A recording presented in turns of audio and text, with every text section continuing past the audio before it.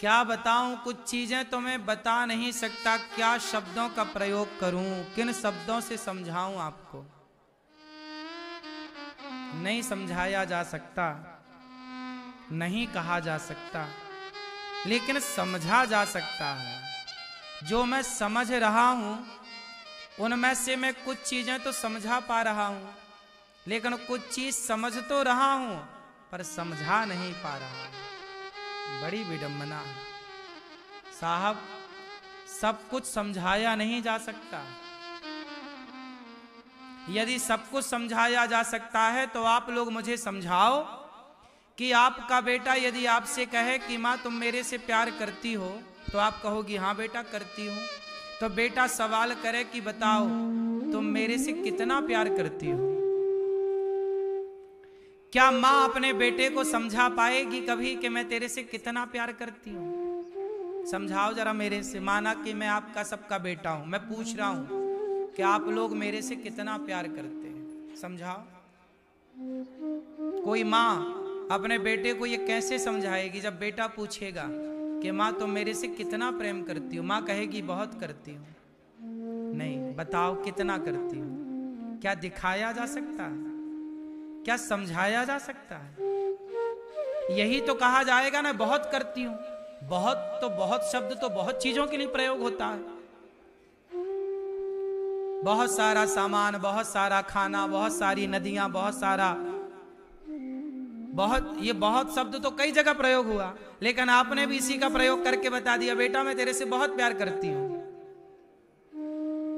लेकिन जितना करती हो ना तुम अपने बेटे से प्यार, तुम समझा ही नहीं सकती हो, तुम उसे बता नहीं सकती हो।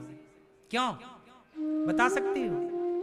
ये तो बेटे को अनुभव करना पड़ेगा। यदि उसकी अक्ल है तो मां के प्रेम को अनुभव कर ले। क्यों, बात सही है?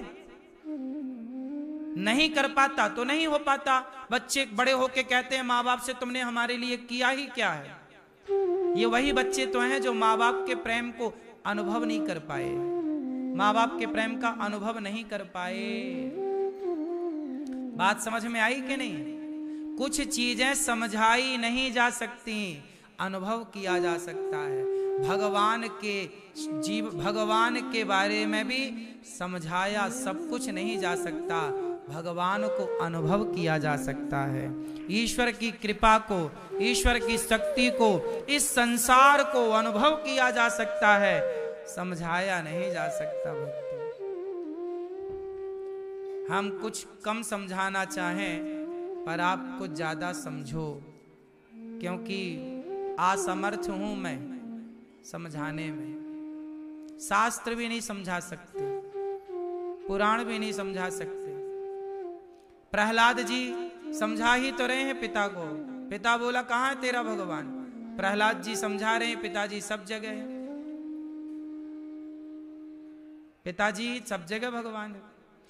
प्रहलाद जी कह नहीं रहे हैं कि सब जगह है, प्रहलाद जी सब जगह देख रहे हैं, अनुभव कर रहे हैं, लेकिन वो अनुभव उनका पिता नहीं कर पा रहा है। जरूरी थोड़ी है कि जो अनुभव हम कर रहे हैं वो आप भी करने लग जाए, या जो आप कर रहे हैं वो मैं करने लग जाऊं। क्यों? इसलिए संसार की माया बड़ी प्रबल है। हमें संसार ने ऐसे पकड़ लिया है, हमने संसार ने नहीं, हमने संसार को ऐसे पकड़ लिया है कि हम अब छोड़ना नहीं चाहते। यही माया है, बड़ी प्रबल है। गोपियां सब छोड़कर आई, दूध पीता बालक छोड़कर। देखिए गोपियों का त्याग, दूध पीता बालक छोड़कर गोपियां आ गई। किसके पास? कृष्ण के पास। भगवान के पास पहुंच जाना यही सार्थकता है। छोड़ने की जरूरत नहीं है। छोड़ने का अर्थ क्या है? छोड़ना किसे कहते हैं? छोड़ने की परिभाषा दीजिए, आप बताओ भैया, छोड़ना किसे कहते हैं? सुनो ध्यान से, ये क्या हुआ? बोलो। छोड़ दिया? नहीं। अभी अब बताओ ये क्या हुआ? एक होता है छोड़ना, एक होता है छूट जाना। एक होता है छोड़ना और एक होता है छूट। दोनों में अंतर है। क्या अंतर है? क्या अंतर है? अंतर सुनो ध्यान से। एक आदमी परिवार छोड़ के जंगल चला गया, लेकिन जंगल में बैठ करके याद कर रहा है परिवार को। फिजिकल शारीरिक रूप से तो छोड़ दिया, परंतु मानसिक रूप से अभी कहां छूटा है।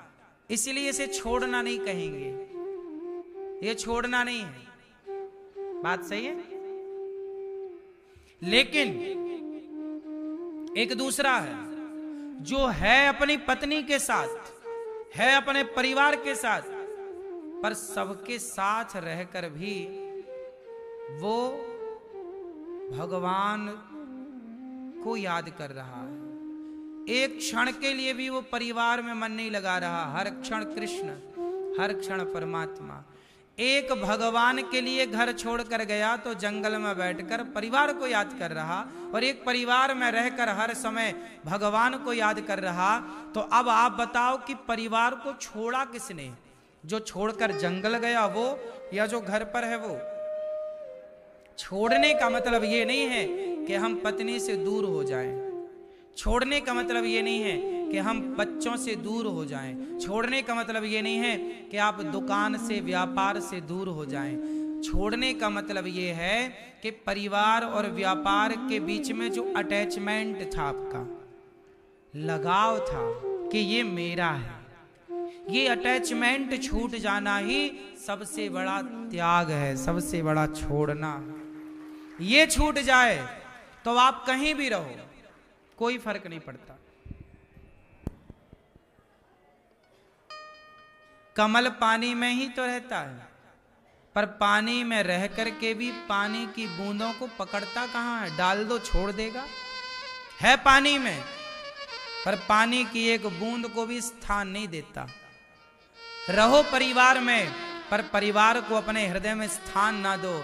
अपने हृदय में केवल भगवान का स्थान हो, केवल प्रभु को। बाकी व्यवहार सबके साथ निभाओ, पूरा करो। पत्नी के साथ अच्छा व्यवहार हो, परिवार के साथ अच्छा व्यवहार हो, व्यापार अच्छे से चलाओ, सब काम। ये दास अनिरुद्ध देखो सबके बीच में रहता है। मैं सारे काम प्रॉपर करता हूं जितना बन पड़ता है, लेकिन सबके पास रहकर, सबके बीच में रहकर मैं किसी से अटैच नहीं हूं। कोशिश यही करता हूं कि मेरा लगाव किससे लगाव है, मेरा बताइए किससे लगाव है? आपको क्या लगता है मेरा किससे लगाव है? मैंने अपने आप को कहीं जोड़ा ही नहीं, एक भगवान के सिवा। भगवान से जोड़ दिया, भगवान के चरणों में समर्पित कर दिया, तो अब ये प्रॉपर्टी हो गई भगवान की। अब जब समर्पण भगवान को हो चुका, जब हमने अपने आप को ईश्वर को दे दिया, तो अब हम अपने आप को आपको कैसे दें ये बताओ? फिर किसी देने लायक बचे हम? एक ही जगह तो आप दे सकते हैं ना अपने आप को, 4 जगह तो नहीं बांट सकते। इसलिए एक था दिल मिल गया वो श्याम से, अब कहीं दिल को लगाने की हमें फुर्सत नहीं। भगवान ने बांसुरी बजाई, गोपियां आई, सारा काम धाम छोड़ छोड़ कर भगवान ने गोपियों को कहा आओ। स्वागतम वो महाभागा प्रियम किं करवाणि वह ब्रजस्या नामयं कच्चिद् ब्रूता गमन कारणम। सबका स्वागत किया, आओ। गोपियां बोली प्रभु हम आ गए आपके पास। भगवान बोले क्यों आई हो, जाओ अपने घर। गोपियां बोली हम सब छोड़ के आपके पास आए हैं, हम आपको छोड़ के नहीं जाएंगे। भगवान बोले देखो देवियों, परिवार को नहीं छोड़ना चाहिए, पति पत्नी रिश्ते नाते ना छोड़ो। ना छोड़ो का मतलब है ऐसे ही छोड़ो जैसे मैंने अभी पूर्व में कहा, रहो साथ में पर छोड़ करके ही रहो, छोड़े बराबर है। अच्छा एक बात बताओ, एक छोटी सी बात बताओ, ये दास अनिरुद्ध मैं चाय नहीं पीता। अभी मैं एक सवाल करूंगा, पूरी बात सुनना, फिर एक सवाल करूंगा, उत्तर देना। ये दास अनिरुद्ध आप सबका जो ये बेटा भाई दास है, मैं ये दास अनिरुद्ध चाय नहीं पीता, लेकिन महीने 4 महीने 6 महीने या साल भर में किसी के घर यदि जाना हुआ और उसने प्रेम से कहा महाराज जी एक थोड़ा सा चाय ले लीजिए, या कोई साधु के चले जाएं, साधु संत भी चाय के बड़े प्रेमी हैं कुछ संत, ले भैया प्रसाद लो चाय, तो मैं कभी कभी आप लोगों के प्रेम में चाय पी लेता हूं। अब ये बताओ कि मैं चाय पीता हूं कि नहीं पीता। मैं चाय नहीं पीता, पर 6 महीने 1 साल ऐसे अंतराल में कभी कभी कोई पिलाए प्रेम से, कभी माँ ही कह दे बेटा अन्नू बेटा अच्छी बनी है चाय आज पी लो, चलो माँ ने कहा पी लेते, कभी 6 महीने साल में। अब बताओ कि मैं चाय पीता हूं कि नहीं, बोलो। इसका मतलब यह है मैं चाय नहीं पीता, पर कोई पिलाए तो आप, मैं चाय पीता हूं जब कभी 6 महीने में, तो मुझे उस चाय में कोई स्वाद नहीं आता, ना पीऊं तो भी बराबर और पी लूं तो भी, ना मुझे पी के प्रसन्नता है ना तो ना पी के कोई दुख है। मतलब मेरा कोई भी अटैचमेंट चाय से, चाहे मिले और चाहे ना मिले, ऐसे ही रहो संसार में, सबके पास रहो, लेकिन किसी से अटैचमेंट ना रखो, मिले तो ठीक नहीं मिले तो प्रसन्न। आप हर हाल में खुश रहो, मिल जाएगी तो पी लेंगे चाय, नहीं मिलेगी उसके बिना हमारा कुछ नहीं बिगड़ रहा। आदी नहीं हूं मैं किसी चीज का, जैसे आप लोग आदी हो जाते हैं, चाय ना मिले तो जम्हाई आ रही है, मन नहीं लग रहा है ना, ऐसी विचारधारा मेरी बिल्कुल। मैंने ये शरीर देख रहे हो, ये शरीर को मैंने अपने कंट्रोल में रखा है। अनिरुद्धाचार्य का शरीर तू अपने हिसाब से मत चल, जैसे मैं चलाऊंगा तुझे वैसे चलना पड़ेगा। मैंने अपनी आंखों को आजाद नहीं छोड़ा कि ये कुछ भी देखे ना, इनको भी मैं पिटाई लगाता रहता हूं। जो मैं देखना चाहूं आंखें वही देख, भगवान को ही देख, यहां वहां ना भाग, अपने पे कंट्रोल। क्यों? खाने पे मैं वही खाता हूं जो खाने योग्य है। ये नहीं कि मुझे गुलाब जामुन बड़ी पसंद है, जलेबी बहुत पसंद है, लेकिन आप बताओ आश्चर्य मानोगे, मुझे गुलाब जामुन जलेबी पसंद है, पर जब मैं भोजन करने बैठता हूं ना, तो कई बार जलेबी भी रखी होती है और गुलाब जामुन भी, लेकिन उस थाली में गुड़ भी होता है, तो मैं गुड़ खाता हूं, जलेबी को दिखा दिखा के देख, तुझे नहीं खाऊंगा, ए गुलाब जामुन तुझे नहीं खाऊंगा, तुझे खाऊंगा ना तो मुझे बीमार बना सकता है। गुड़ खाएंगे, गुड़ बीमार नहीं करता। हमें पसंद है, इसका मतलब ये छोड़ी कि हम पसंद का खा खा के मर जाएं, बीमार पड़े, डॉक्टरों के यहां घूमते रहें। पसंद का मतलब ये नहीं कि मेरी पसंद मेरे कंट्रोल से बाहर चली जाए। मेरी पसंद है, फिर भी मेरी पसंद मेरे हिसाब से चलेगी। रखा है सब सामने, पर मैं खाऊंगा नहीं। कभी खाता हूं, कभी हफ्ते 2 हफ्ते में एक आध मीठा पीस ले लिया, कुछ है तो, वरना मैं इतना सा गुड़ रोज खाता हूं भोजन के बाद। रसगुल्ला होता है, मीठा होता है, पर मैं नहीं, क्योंकि ये हानिकारक है। शक्कर हानिकारक है। मैं गुड़ की बनी चीजें खा लेता हूं, जैसे खीर बनी और खीर गुड़ की बनी तो खा लेता हूं, शक्कर की बनी तो नहीं खाता। क्योंकि यदि मैया मुझे 10-10 घंटे बैठना पड़ता है, देखो 3 घंटे में यहां बैठा भी कथा में, इसके बाद अभी ऊपर जाके कथा 6 बजे पूरी होगी, तुरंत आप देखना यहां से मैं ऊपर जाके बैठ जाऊंगा आपसे मिलने के लिए। 7 बजे तक वहां बैठा रहूंगा, फिर आ जाऊंगा 7 बजे प्रश्नोत्तरी में 1 घंटा 1.5 घंटा यहां बैठा रहूंगा। 10 बज जाते हैं, 9 बज जाते हैं, और सवेरे से 8 बजे 9 बजे से फिर आके मिलने के लिए बैठ जाता हूं। तो मेरा काम दिन भर क्या है? बैठने का। यदि मैं उल्टा सीधी चीजें खाऊं तो मेरा तो पेट इतना बड़ा हो जाएगा, फिर क्या होगा? बीमारियां कब्जा कर लेंगी शरीर में। इसलिए मेरी पसंद है, इसका मतलब ये नहीं कि तुम्हें मैं सिर पे चढ़ा लूं। इसी को बोलते हैं साहब कंट्रोलिंग पावर। जिसका खुद पे कंट्रोल नहीं होता ना, वो किसी और को अपने कंट्रोल में नहीं रख सकता। जो स्वयं को कंट्रोल में रख सकता है वही सबको कंट्रोल में रख सकता है। इसलिए कहता हूं, पहला युद्ध आप अपने आप से लड़ो। पहला युद्ध आप अपने आप से लड़ो। क्यों भैया? ठीक हो? आप पहला युद्ध किससे लड़ोगे? अपने आप से। जैसे ये भैया तंबाकू खाते हैं? नहीं, सही बताओ, गुटखा नहीं। जैसे कोई गुटखा खाए, तंबाकू खाए, बोला गुरुजी रह नहीं पा रहे हम, खा लिया, इसका मतलब तुम्हारा कंट्रोल नहीं। तुम्हारी तंबाकू जीत गई और तुम हार गए। तुम्हारी सिगरेट जीत गई और तुम हार गए। सिगरेट पीने वाला रह नहीं पा रहा सिगरेट के बिना, शराब पीने वाला रह नहीं पा रहा शराब के बिना। इसका मतलब जीता कौन और हारा कौन?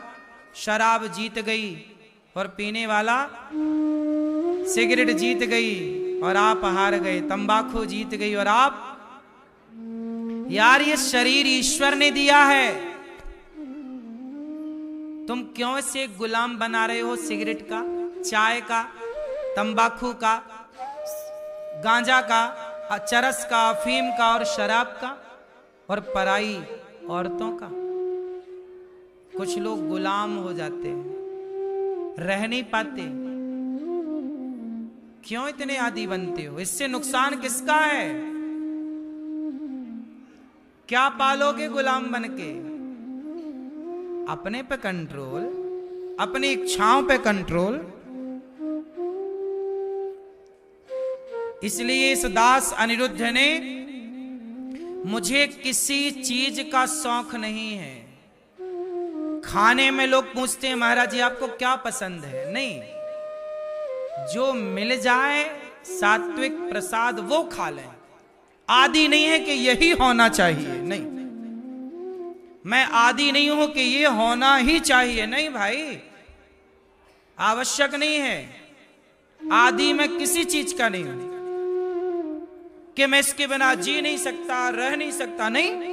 मैं सबके बिना जी सकता हूं, रह सकता हूं। आप लोग आदि होंगे किसी चीज के, इसके बिना मैं कैसे रहूं महाराज? तो मरो फिर।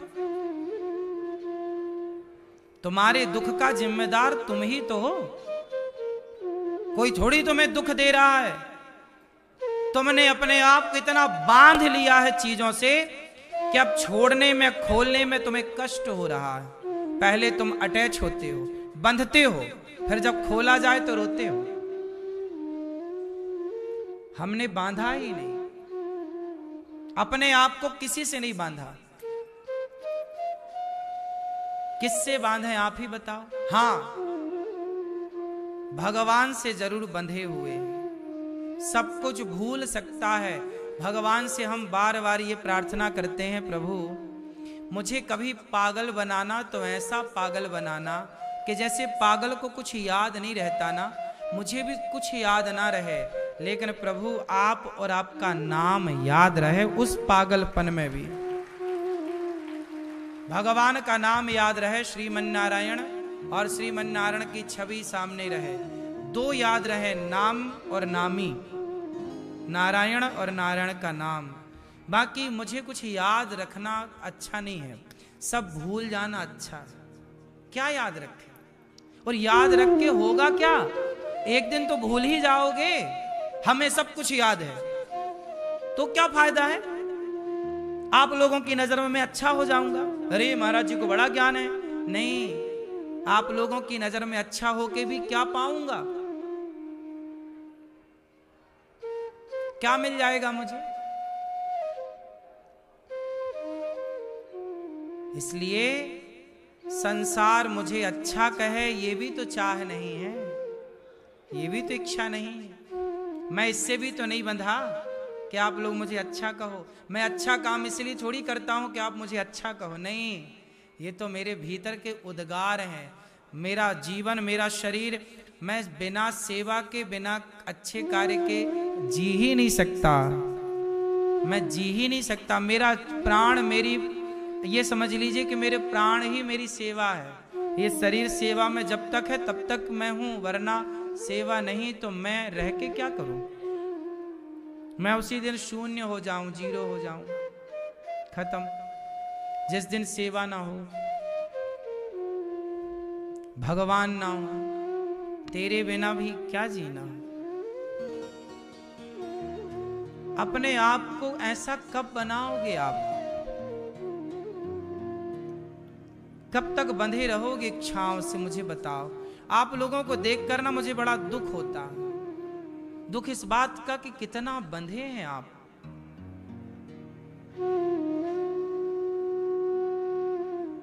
एक टाइम आएगा जब मैं आपको ये भी बताऊंगा, कहकर नहीं, मैं कह के नहीं बताता, करके। एक दिन आएगा वो समय जब मैं आपको ये भी बताऊंगा। आज की बात 2 साल, 4 साल, 10 साल बाद के लिए रहेगी। एक समय वो भी आएगा जब आप लोग ये भी देखेंगे कि ये संसार जो भी है, यहाँ सेवाएं जो कुछ है, जैसे आप लोग सवेरे मलमूत्र करते हैं, बोलो, आप सवेरे मलमूत्र करते हैं तो मलमूत्र करने के बाद क्या उसकी ओर पलट कर देखते हैं, बोलो। आपके शरीर से ही तो निकला है, क्या आप पलट कर देखते हैं, नहीं। संसार को ऐसे ही छोड़ दो जैसे मलमूत्र को छोड़ा जाता है, उसकी याद भी नहीं आती। आपने सवेरे आज मलमूत्र छोड़ा होगा, उसकी याद आई आपको कि कहाँ होगा, कैसे होगा, कोई याद नहीं। उसी तरह ये संसार ऐसे ही छूट जाए मलमूत्र की तरह, और कभी उसका, या यही त्याग है। यदि ऐसा त्याग करने को तैयार हो ना, तो भगवान तुम्हें मिलेंगे, इसी जन्म में मिलेंगे।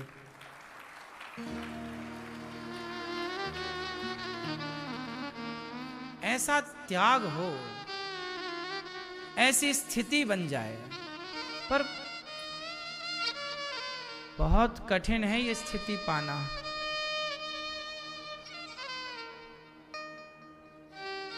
आप लोग जब दुखी रहते हैं, परेशान रहते हैं, तो मुझे आपके दुखी और होने से, आपके दुख परेशानी को देखकर केवल यही याद आता है कि आप दुखी केवल इसलिए हैं क्योंकि आपने भगवान को भुला दिया है।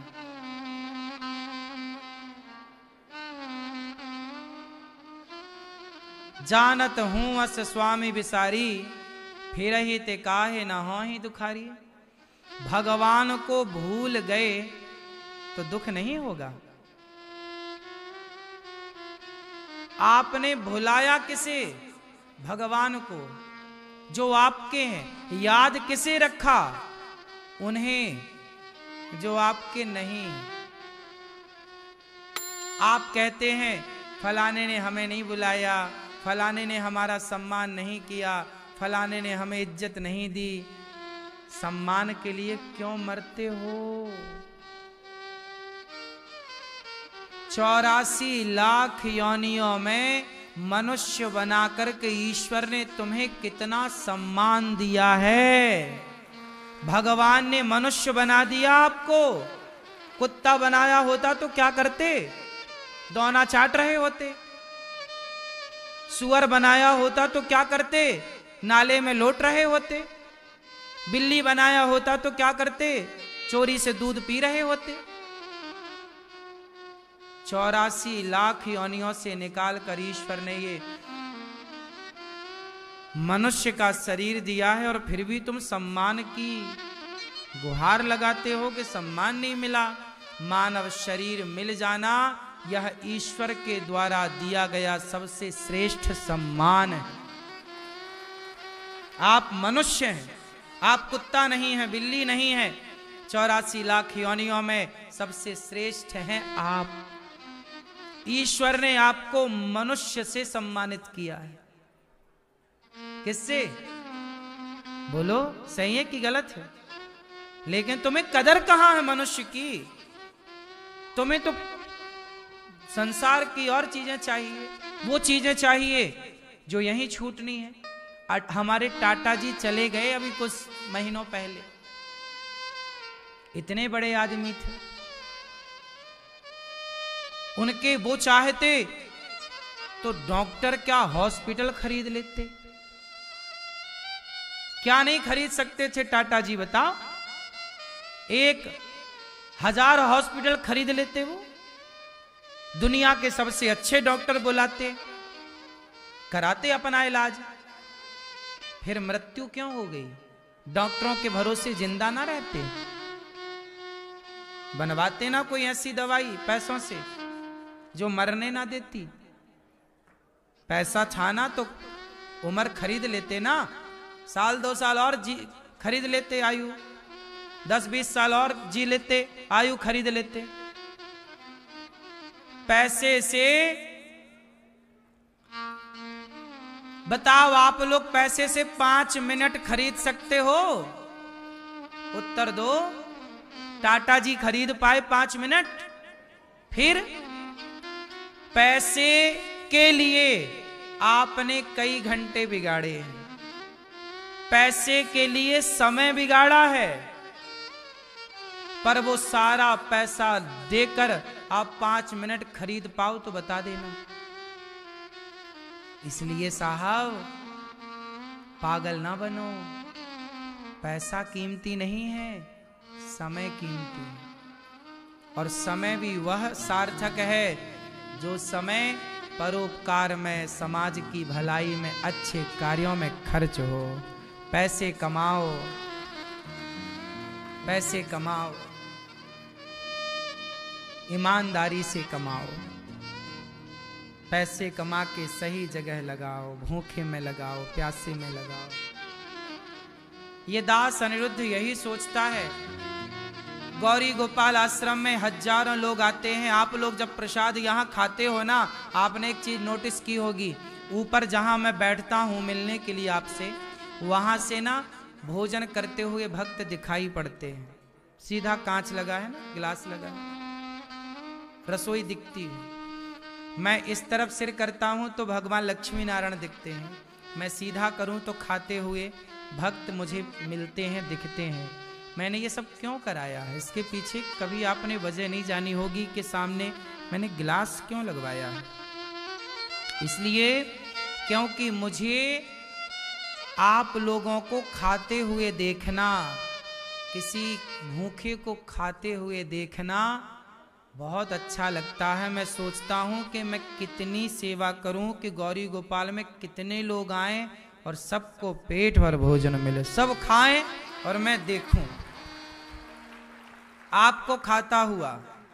आप भोजन करें और बस ये दास दर्शन करता रहे कि चलो गौरी गोपाल में सब लोग प्रेम से खा पी रहे हैं। जैसे माँ अपने बच्चे को खाता हुआ देखती है तो दुखी होती है कि प्रसन्न? बोलो। ऐसे ही जब गौरी गोपाल में सबको खाता हुआ हमारे लक्ष्मी नारायण भगवान देखते हैं तो वो प्रसन्न होते हैं। ये दास अनिरुद्ध भी प्रसन्न होता है कि चलो भक्तजन भोजन कर रहे हैं। सेवा है ये, मेरे से इतना ही तो आता है, इससे ज्यादा कुछ नहीं आता। इतना ही कर पाया मैं अपने जीवन में, लेकिन समय का मैंने दुरुपयोग नहीं किया साहब। मैं आपको इस बात की गारंटी देता हूं कि मैंने बचपन से लेकर आज तक मैंने समय को बिगाड़ा नहीं। कुछ ना कुछ सीखा है, कुछ ना कुछ अच्छा किया है। ना पैसे मैंने बिगाड़े।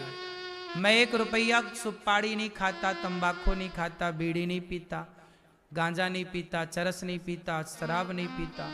1 रुपए में फिजूल खर्च नहीं करता।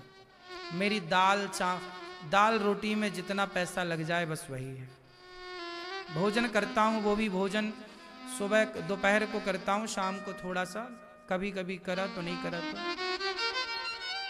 सूर्यास्त के बाद नहीं करना चाहिए भोजन। भोजन भी 2 बार ही करता हूं लगभग, कभी 1 बार तो कभी 2 बार। फिक्स नहीं है कि 2 बार ही होगा। कल मैं कथा से उठा और उठने के बाद मिलते मिलते 7 बज गए, 7:10 हो गए। और फिर कोई भक्त मिलने आए तो मैं उनसे मिलने लगा और नीचे आप लोग बैठ गए प्रश्नोत्तरी के लिए। तो थाली रखी थी पर खाने का टाइम नहीं था, तो फिर मैंने केवल पेय पदार्थ जो था सूप, 1 गिलास सूप पिया, आ गया अपने काम में।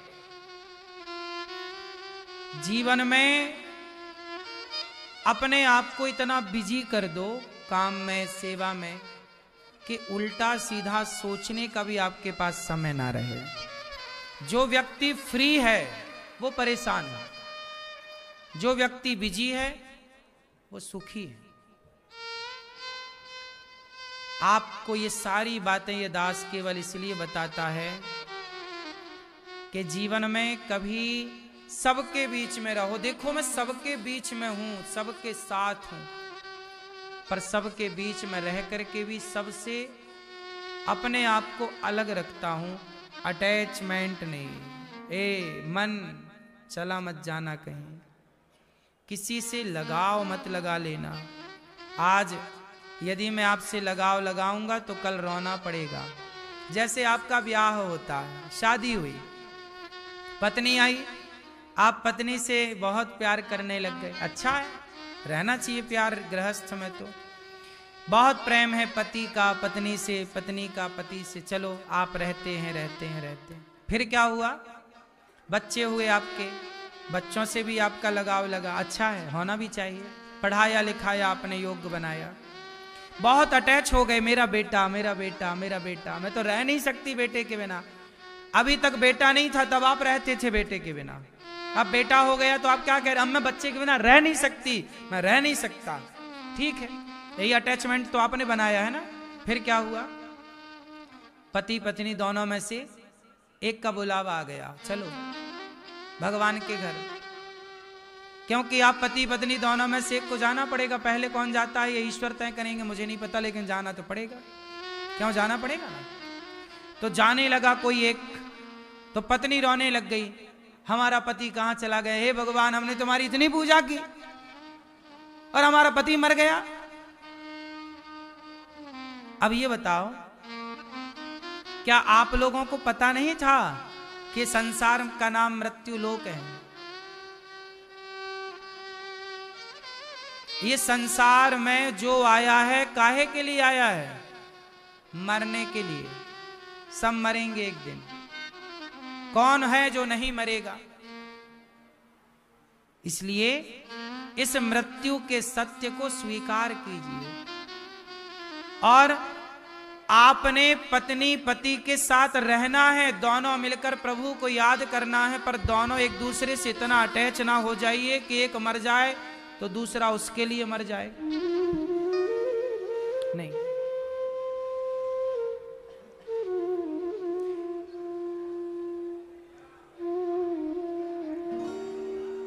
एक लड़की थी, एक लड़की थी, उसका विवाह हुआ और विवाह हुआ। विवाह के बाद उनका 2 बेटे हुए। एक बेटा लगभग 8 साल का है, दूसरा बेटा 6 साल का। कोरोना काल की घटना है, सत्य घटना है। कोरोना काल चला गया था, उस बहन के पति को बीमारी हो गई टीबी की, लीवर सब फेल हो गया और कोई कारणवश वो रहा नहीं। बच्चे, एक 8 साल का, एक 6 साल का, 2 बच्चे। पति मर गया। पत्नी बेचैन हो गई। पत्नी क्या करे पति के बिना, बच्चे छोटे हैं। सास ने दबाव डाला कि तुम अपने देवर से ब्याह कर लो। देवर था। सास का अपना मानना, सास की जगह सही था कि गलत, इस पर मैं बिल्कुल बात नहीं करता, लेकिन उसने इतना दबाव दिया कि तुम्हें देवर से ब्याह करना ही पड़ेगा। उसने नहीं किया। पति मर चुका था, अब उसे कोई रास्ता ना दिखा। क्या किया उसने जानते हो? मैगी बनाई। मैगी में डाल दी जहर, खुद मां और अपने छोटे 8 साल के बच्चे को उठाती है, मैगी खवा देती है। 6 साल के बच्चे को उठाती है, मैगी खवा देती है और बची हुई मैगी खुद खा लेती है। तीनों सो गए सदा के लिए। तीनों की मृत्यु हो गई। क्यों हुआ ये? क्योंकि उस लड़की ने सोच लिया कि मेरा पति नहीं है तो अब मैं जीकर क्या करूंगी।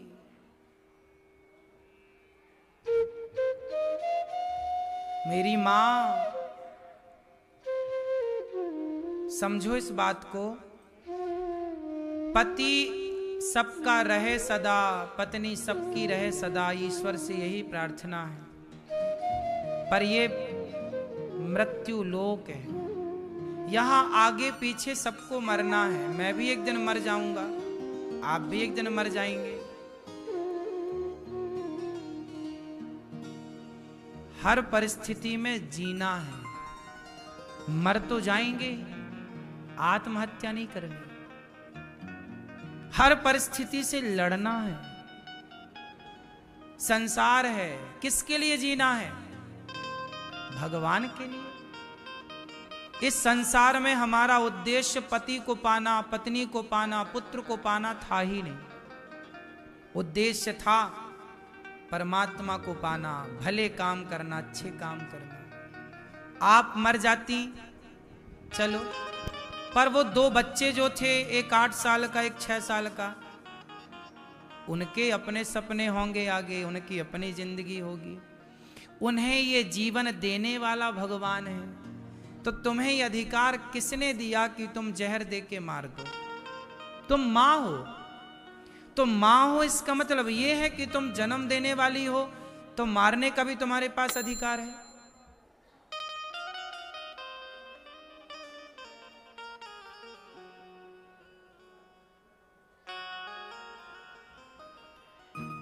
ये सब कुछ केवल इसलिए हो रहा है क्योंकि लोग प्रकृति के नियम को नहीं जानते। प्रकृति का नियम है कि आया है सो जाएगा। राजा रंक फकीर, एक सिंहासन चढ़ चला, एक बंधा जंजीर। सबको मरना पड़ेगा। क्यों जी, ये बात सही है कि गलत है? जब सबको मरना पड़ेगा, कोई पहले मरेगा, कोई अंत में, आप इतना जान लो कि ये संसार के लोग अपने नहीं हैं। पति आपका था तो मर क्यों गया? आपको छोड़ के चला क्यों गया? पत्नी आपकी थी तो मर क्यों गई, छोड़ के चली क्यों गई? बेटा आपका था तो छोड़ के चला क्यों गया? सच्चाई है मेरी माँ, तुम्हारा कोई था कोई है तो केवल भगवान है। इसलिए पति के साथ रहो, पत्नी के साथ रहो, पर पति पत्नी से भी इतने अटैच ना हो जाओ कि एक के जले जाने पर तुम जहर खा लो। क्यों? मरना ही है तो जहर से क्यों मरना है? मार दो अपने आप को संसार के लिए, पर जिंदा रखो अपने आप को भगवान के लिए। अब हम मर गए आपके लिए, समर्पित हैं प्रभु में, जीते ना मीराबाई मर गई क्या? पति मर गए उनके, युद्ध में मर गए, विधवा हो गई। सास ने कहा चूड़ी तोड़ दो, मांग ना भरा करो, तुम विधवा हो। जमाने ने कहा, मीरा हंसी, बोली तुमसे किसने कहा कि मैं विधवा हूं? तुम्हें लगा कि ये आदमी मेरा पति है, पर तुम लोगों ने जबरदस्ती मेरा ब्याह कर दिया उससे। पर मेरे अंतर मन ने, मेरी अंतरात्मा ने इन्हें पति नहीं माना। मैंने तो जिन्हें पति माना है वो कभी मर ही नहीं सकता। ऐसे वर को क्या वरूं जो जन्मे और मर जाए, बरिए वर गोपाल को मेरे चुनरो अमर कर जाए। मैंने जिसे वर्ण किया है वो मर नहीं सकता, वो कभी बोलो, वो कभी मर नहीं सकता, कभी नहीं मर सकता।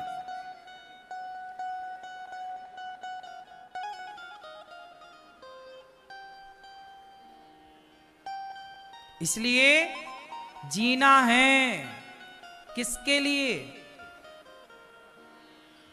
अपने कल्याण के लिए। मैं मान लेता हूं कि ये मेरे संबंधी हैं, ये मेरे साथी, ना, मेरा साथी केवल भगवान है। ये दृढ़ विश्वास लाओ मेरी मां। भरोसे संसार के रहोगे तो संसार जब नहीं होगा तब क्या करोगे? इसलिए उनका भरोसा करो ही मत जिनकी नाव डूब ना जाएगी। उस नाव के भरोसे रहो जो नाव कभी ना डूबे, तुम्हें केवल पार लगाएगी। राम नाम की नौका में बैठो, कृष्ण नाम की नौका में बैठो। भगवान गोपियों से बोले जाओ पति के पास, पति कैसा हो कभी उसका परित्याग नहीं करना चाहिए। मैया, पति पत्नी कैसे होने चाहिए? मैया, ओ मेरी मां, ये मैया सो गई क्या? नहीं। पति पत्नी कैसे होने चाहिए? एक पति पत्नी की छोटी सी कहानी सुनाता हूं, फिर आपसे पूछूंगा कि मैं एक पत्नी और एक पति की कहानी सुनाता हूं, फिर उसमें मैं पूछूंगा कि गलती किसकी है, बताइएगा, आप लोग बताइएगा। और वो कहानी बहुत बड़ी सीख देगी आपको। एक पति है और एक पत्नी है, दोनों में बड़ा प्रेम है। पत्नी बहुत प्रेम करती है अपने पति से, पति भी बहुत प्रेम करता है अपनी पत्नी से। एक दिन क्या हुआ कि पति ने पत्नी को डांट दिया। पति ने पत्नी को डांट दिया तो पत्नी ने पति से बात करनी बंद कर दी।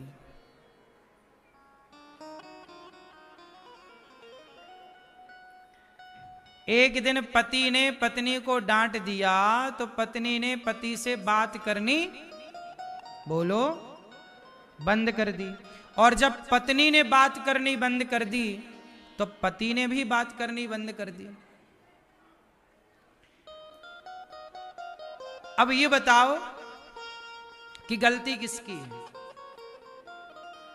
पति ने डांट दिया, पति की गलती है, या पत्नी ने बात करना ही बंद कर दिया, पत्नी की गलती। किसकी गलती आपसे मैं पूछ रहा हूं, किसकी गलती है? जोर से। हैं? मैया कह रही है दोनों की गलती है। बाकी लोग बताओ किसकी गलती है? पत्नी की। पत्नी की क्यों गलती है?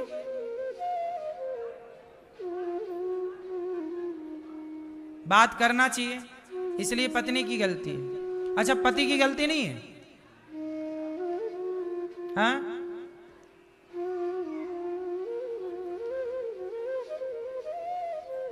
ऐसा है, आज रिश्तों में सबसे ज्यादा यही गलतियां हो रही हैं। पति ने जरा सा डांट दिया, पत्नी ने बात करना बंद कर दिया। पत्नी का कहना है कि आपने हमें क्यों डांटा। पत्नी का कहना है कि आपने हमें क्यों डांटा। तो ये पत्नी का कहना सही है कि गलत है? उत्तर दो, उत्तर दो। सही है? आप लोग सही कह रहे हैं, गलत कह रहे हैं? गलत। सही क्या है? सही तो ये है कि देखो, पति यदि आपको डांटता है तो ये बताओ, क्या आपके पति को आप लोगों ने डांटने का अधिकार नहीं दिया? क्या आप ये चाहती हो कि आपका पति आपको प्यार तो करे, तोहफे तो पूरे लाके दे, सोने से सजाए रखे मुझे, लेकिन डांटने ना पावे? क्या मजाल, तेरी बत्ती सी तोड़ दूंगी यदि डांटेगा तो।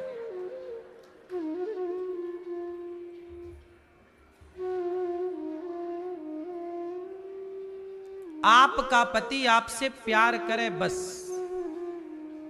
गिफ्ट लाके दे बस, परंतु आपको डांटे ना। क्या ऐसा पति चाहती हो? बोलो।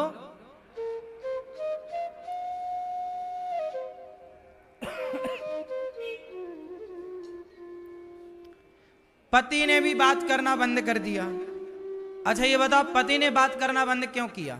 चलो, पत्नी बात नहीं कर रही थी तो पति को बात कर लेना था। पति ने क्यों बात करना बंद कर दिया? बोलो।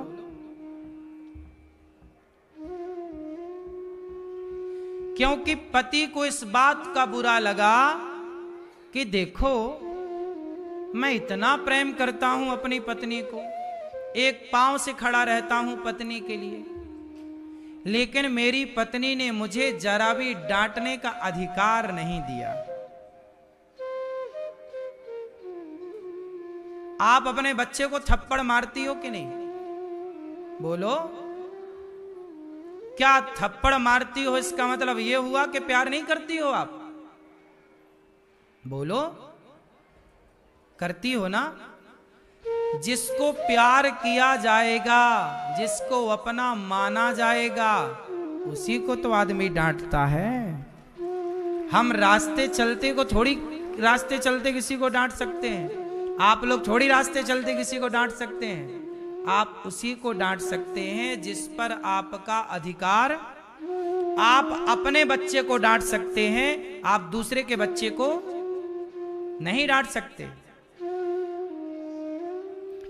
आज समाज में सबसे ज्यादा तलाक क्यों हो रहे हैं? पति पत्नी में विवाद झगड़ा क्यों हो रहा है? क्योंकि सबसे बड़ा कारण है कि सहनशीलता नहीं। पति जरा डांट दे, पत्नी जरा कुछ कह दे तो पति को बुरा लग जाता है, पति कह दे तो पत्नी को बुरा लग जाता है। और मैं आपसे एक प्रार्थना करता हूं, रिश्तों को सही रखना है तो मेरी बात याद कर लो, बच्चों को याद करा दो, यही सूत्र काम आएगा। रिश्तों को बेहतर रखना है तो आप जिससे प्रेम करते हैं उसे डांटने का अधिकार दीजिए। जैसे ये दास अनिरुद्ध मेरे पिता मुझे कितना भी डांटें, मेरी माँ मुझे कितना भी डांटें, मेरे गुरु, आप लोग भी, मैं आपको भी अधिकार देता हूँ कि आप जितना जी करे मुझे डांट लिया करो, मैं कभी बुरा नहीं मानूंगा, क्योंकि मैं जानता हूँ कि आप यदि प्रेम मेरे से करेंगे तो शिकायत भी तो मेरे से ही होगी। इसलिए आप मुझे डांट सकते हैं, मैं आपको अधिकार देता हूं डांटने का। मेरे पिता को आज भी अधिकार है, मेरे पिता मुझे डांट सकते हैं, मेरे पिता मुझे मार सकते हैं, मेरी माँ मुझे डांट सकती है, मेरी माँ मुझे मार सकती है। आज तक मैंने अपने माँ बाप से डांटने और मारने का अधिकार नहीं छीना। वो चाहे तो डांट लें। अपने से बड़ों को डांटने का अधिकार दो। यदि आप जरा सी बात का बुरा मान गए तो अब क्यों डांटेंगे, जब आपने हमें बोलने का ही अधिकार नहीं दिया। हम आपको भागवत सुनाते हैं ना, तो बीच बीच में डांटते रहते हैं, बीच बीच में उठो मत, मैया बात ना करो, शोर ना करो। डांटे नहीं तो व्यवस्था नहीं बने। डांटना भी तो एक व्यवस्था है, नहीं है? बोलो हाँ कि ना। फिर हम डांटते हैं कई बार आपको, तो आपको बुरा लगता है? हम कुछ कहते हैं कथा में, मैया भैया कुछ भी, आपको बुरा लगता है? क्योंकि आप अपना मानते हैं, आपने अधिकार दे रखा है मुझे डांटने का। मैं आपको बोल देता हूं कुछ, आपको बुरा नहीं लगता, आप भी कुछ बोल देंगे मुझे बुरा नहीं लगता।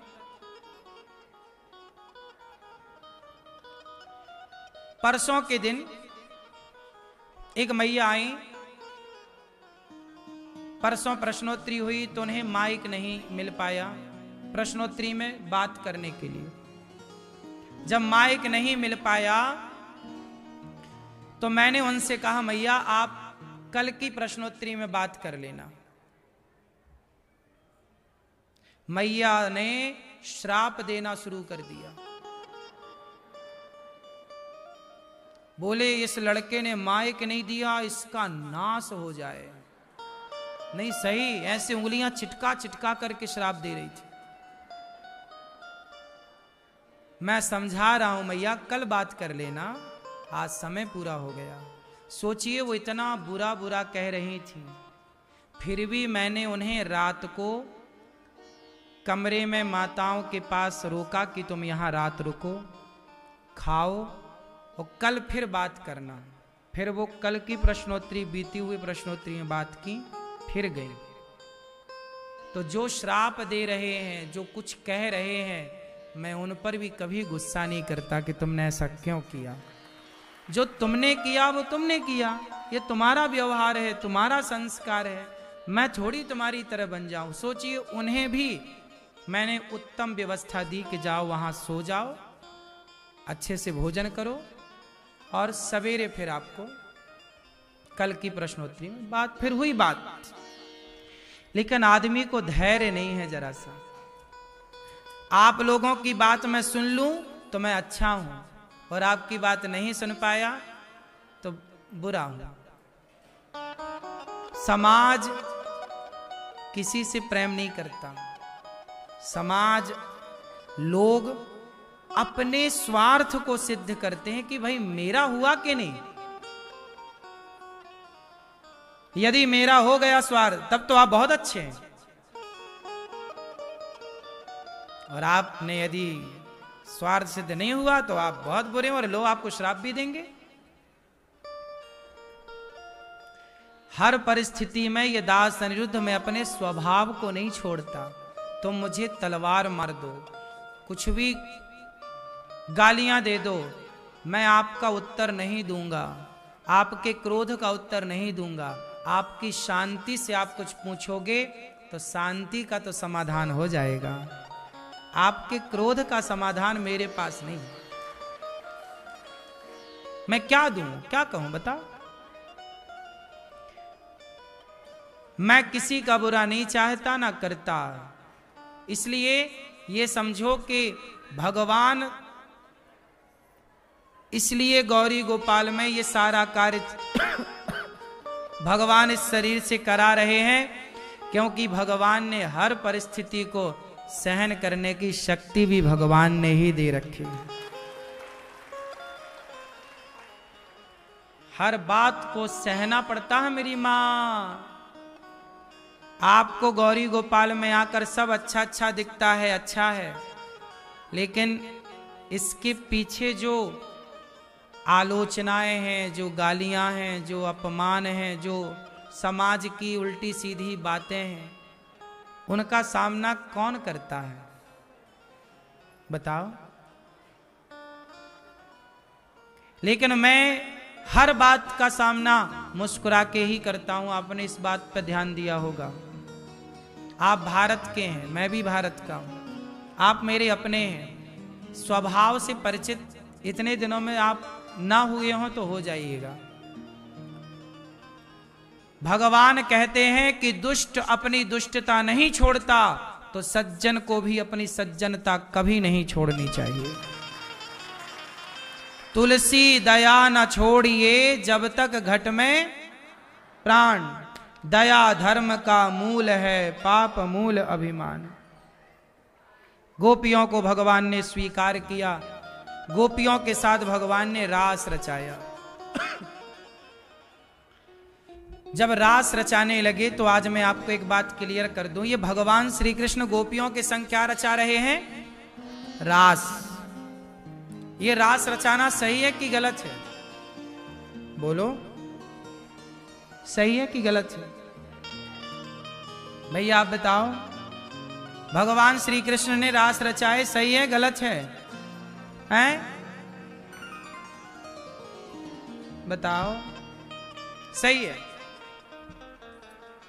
तो आपकी पत्नी आपको इजाजत देती है, जाओ रास रचाए आओ। जय श्री राधे राधे भक्तों, जय श्रीमन नारायण, जय राधे राधे श्री राधे, राधे राधे गोविंद, जय राधे राधे गोविंद, गोविंद गोविंद राधे राधे, राधे कृष्णा कृष्णा कृष्णा राधे राधे, राधे श्याम श्याम श्याम राधे राधे, राधे कृष्णा कृष्णा कृष्णा राधे श्याम श्याम।